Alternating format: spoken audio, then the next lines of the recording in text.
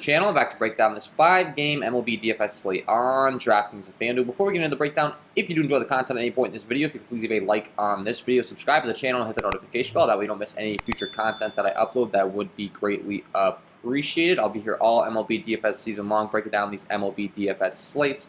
Help you guys become better MLB DFS players. Help you guys win some money night in and night out.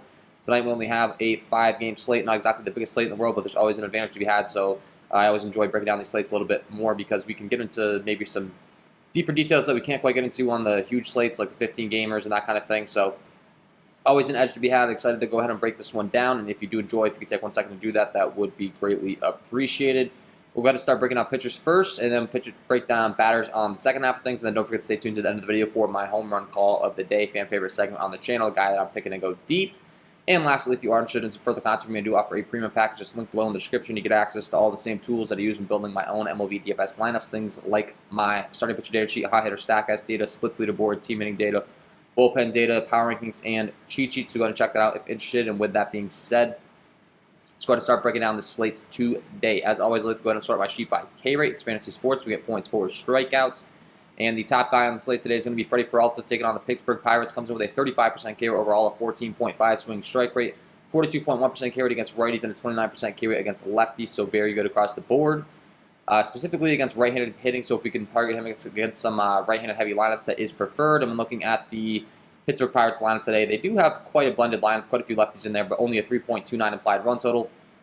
And they're a team that really just doesn't scare us overall. Not really the most threatening, and it's in PNC Park in Pittsburgh, which, pulling up the diagram here of the ballpark that I would like to show you guys, you can see it is a pretty good pitching environment. A lot of red and yellow going on there in the outfield.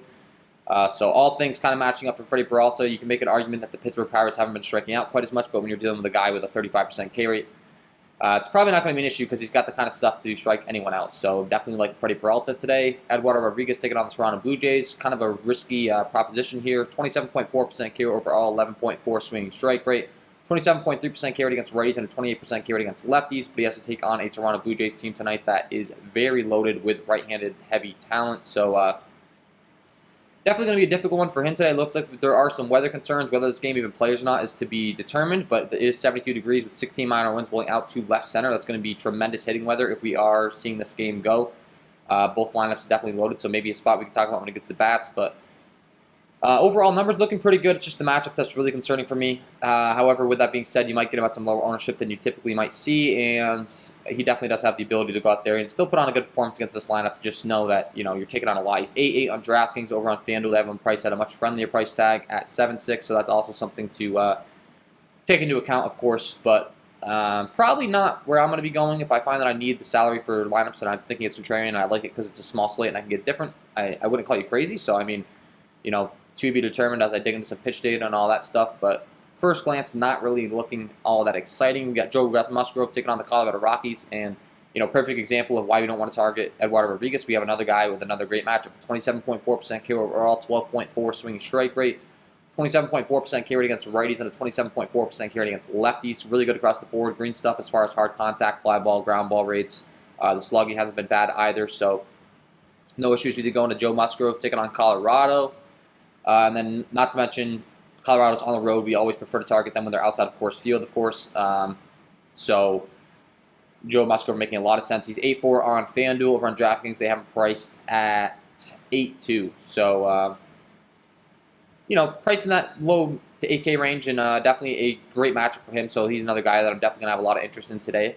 As far as the pitching, from a pitching aspect, Frankie Montas taking on the Los Angeles Angels. They're another team that's been striking out a lot more recently. A 25.3% K overall, 12.8 swinging strike rate, 19.5% K rate against righties, and a 31.6% K rate against lefties. So ironically, he does have a much higher K rate against those left-handed bats. So as far as the upside that I'm looking to get out of my pitcher, I'm really looking to target Montas against some left-handed heavy lineups. And the Angels are really not that. They have a lot of righties in there.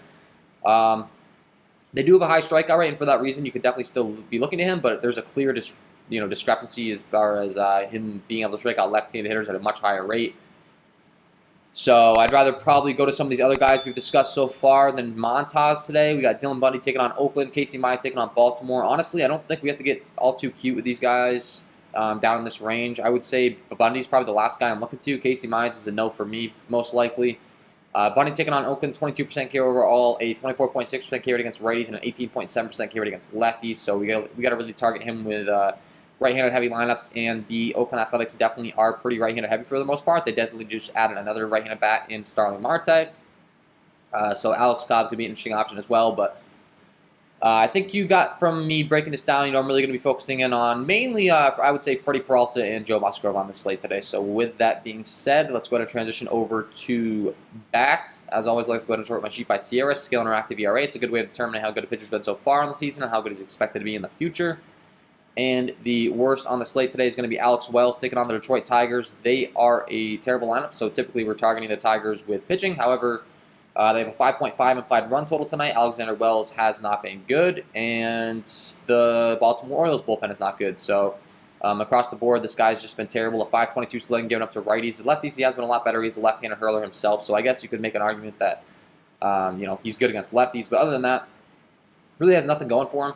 And the Detroit Tigers definitely going to be a viable stack today. It's 82 degrees in Detroit with 11-mile-an-hour winds blowing out, so great hitting weather. Pulling up the diagram as far as the Detroit Tigers ballpark, you can see Comerica Park. Plays very good to right-handed hitters down the left field line, but not so good to left-handed hitters down the right field line, which is good in this case. We're looking to target the right-handed power bats that can pull the ball down the left field line. So Jonathan Scope, Eric Haase, Miguel Cabrera, Heimer Candelario, Robbie Grossman, Zach Short, Willie Castro, Derek Hill have interest in all of them.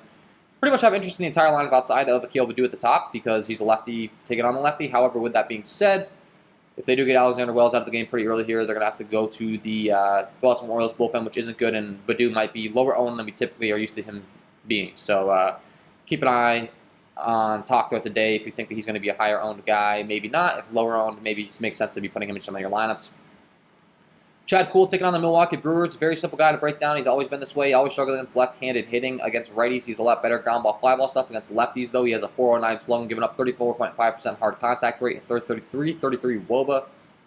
So really look to target him with left-handed bats. And as far as Milwaukee is concerned, looking at their lineup up and down, Colton Wong, Omar Narvaez, Rowdy Tellez, Jackie Bradley, going to have a lot of interest in those guys, and they just added Eduardo Escobar. If he's in the lineup, another guy to add to the list that we definitely are going to have some interest in today. So no issues with you going to the Milwaukee Brewer lefties.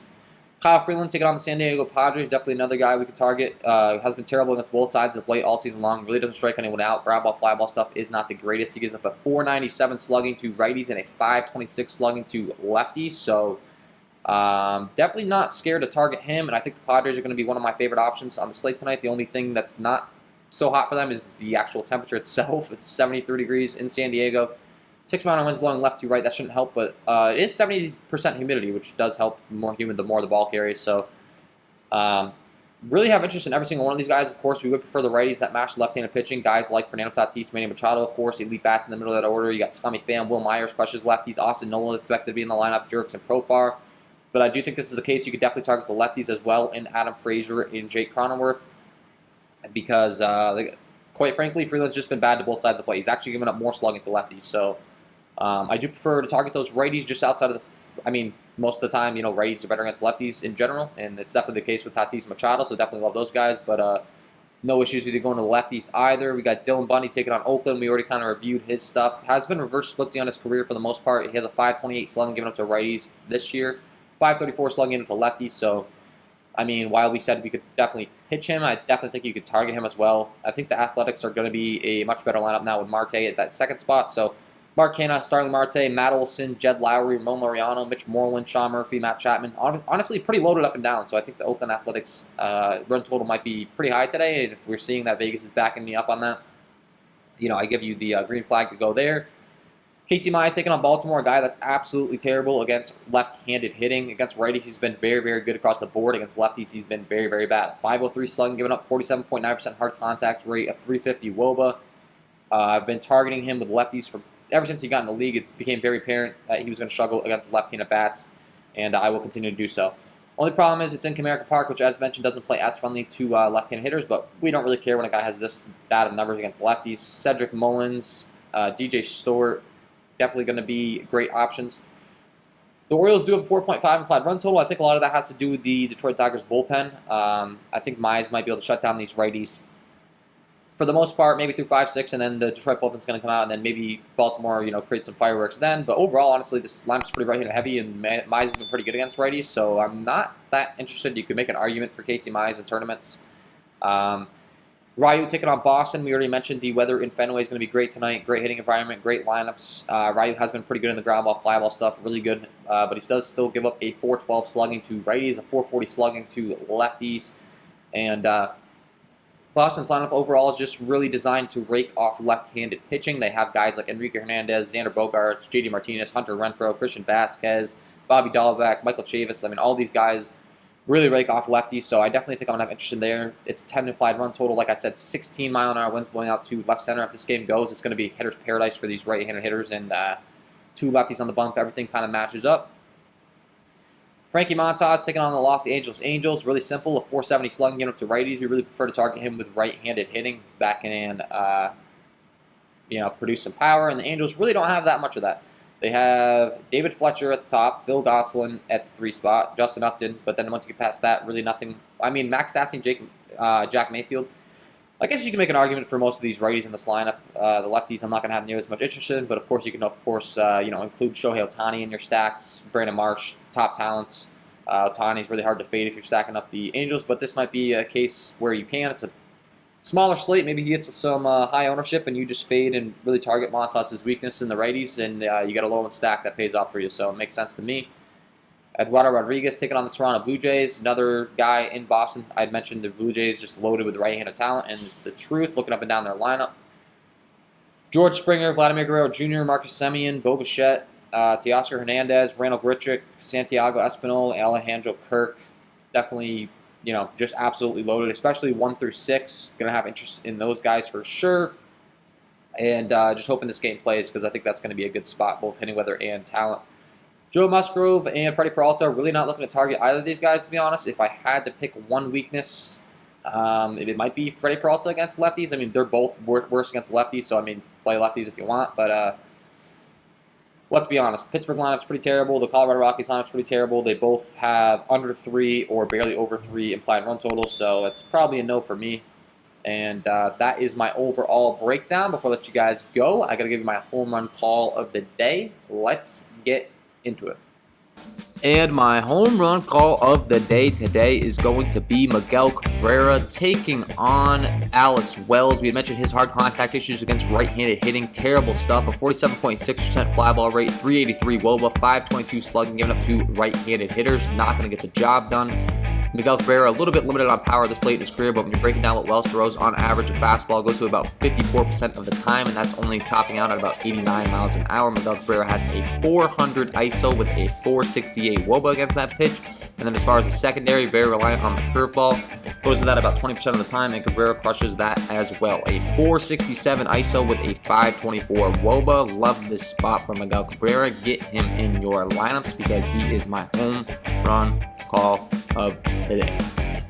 So there we guys, Miguel Cabrera, get him in your lineups, and that is all from me in this one. If you did enjoy the content, if you could please leave a like on this video, subscribe to the channel, and hit the notification bell. That way you don't miss future content that I upload. That would be greatly appreciated. Wish you guys all the best of luck tonight, and we will see you in the next one.